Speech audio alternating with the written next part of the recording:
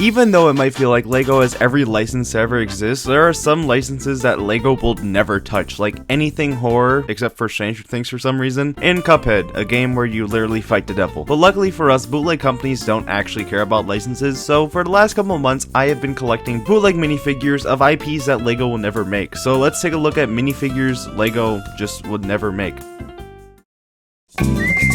First up, we have Alien and Predator, two very iconic horror franchises that had some two pretty mediocre crossover movies.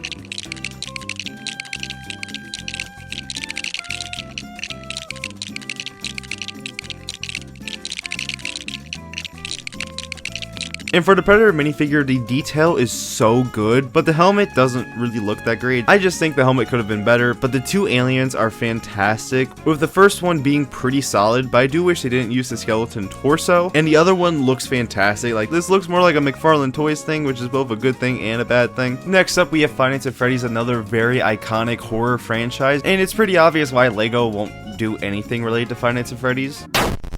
Was that the bite of 87? And for some reason, I got so many of these, so we're just going to take a look at the versions from Five Nights at Freddy's Security Breach, the most recent entry into the series, and the game that everyone made fun of.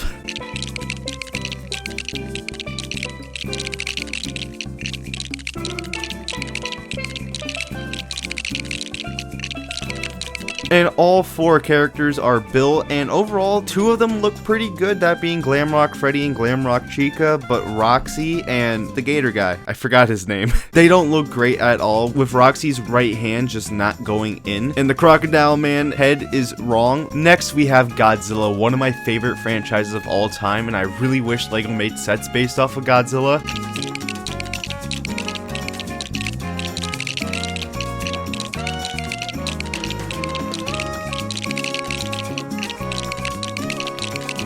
Now first we have Kong here, which looks pretty good, but unfortunately his left arm just isn't going in all the way. I have no idea why. And the axe is not accurate at all to what it was in Godzilla vs. Kong. Next we have Godzilla, Godzilla, and Godzilla. These are all the same. This sculpt is fantastic. I love the way this looks, and the articulation is great. And next we have Mechagodzilla. For some reason it came with these parts. I don't know what to do with them. But overall, this is very similar to the Godzilla one, except with more robot detail. Now we have King Ghidorah, the big antagonist of the Godzilla franchise.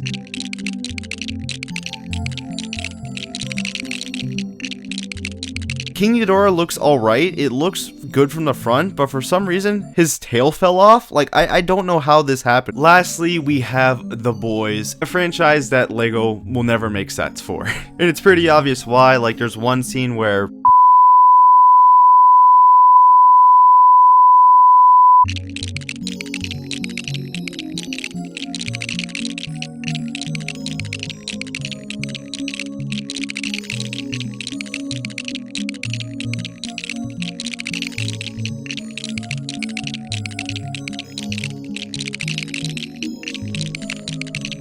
and all of the minifigures are built, and they all look pretty good. There are some weird printing errors throughout all of them, which is just a very common thing with bootleg minifigures. But my favorite one is definitely Homelander. I think he's the best minifigure out of all of them. There's just really no errors with this minifigure. It's just fantastic. Oh, and also Scarlet Witch is here.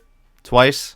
So while editing this video, I actually got a whole bunch more bootleg minifigures that came in the mail, so we're gonna add them onto this video. First, we have Spider-Man No Way Home. Now you're probably wondering, wait, didn't LEGO already make a Spider-Man No Way Home set? Yes, they did, but it did not include any of these minifigures I have here.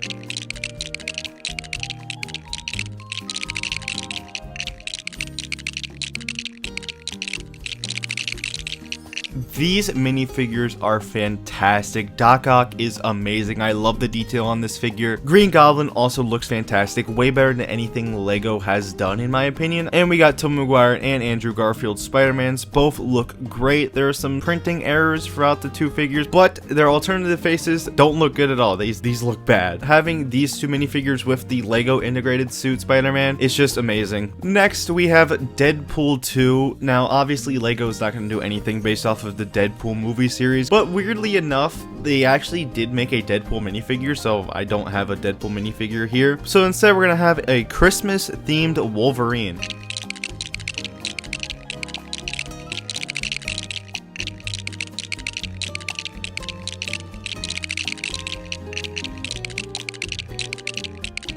these figures are fine, not that great. And I got 2 cables, and they both do not look accurate at all to what he looks like in the movie. And here's She-Hulk, because why not? And here is Transformers, and I know you're probably thinking, but wait, didn't LEGO make an Optimus Prime set this year? Why is this here? Well, because these minifigures are based off of the Michael Bay movie versions of them, which is something that isn't very kid-friendly.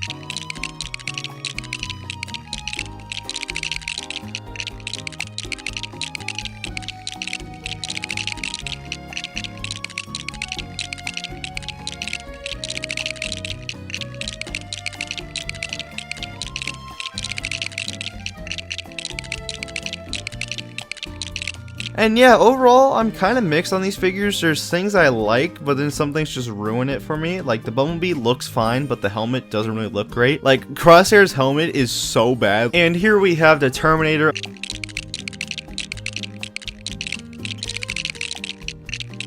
Overall, these minifigures are okay. I think the best one's definitely the Skeleton T800. It just, with the chrome, it just looks so good. And lastly, we have a whole bunch of horror characters that I did not want to separate into different segments. Instead, I'm just going to have them all together. For some reason, there was some vanilla syrup that was spilled on the bags. I just didn't want any of that on my desk at all.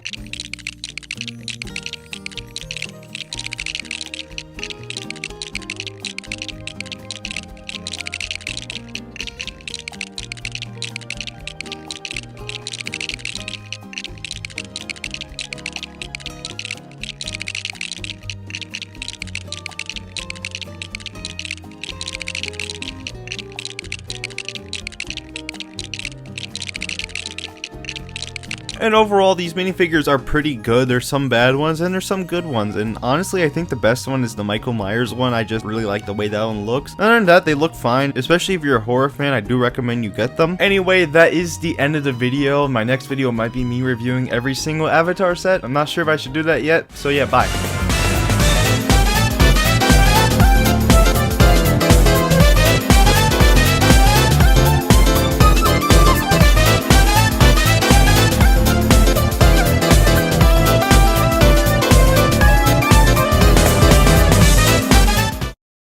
This Skylord usually shout at yellow ball in sky that hurt eyes. Should Martok worship this time? What the f does that mean? Who is Martok?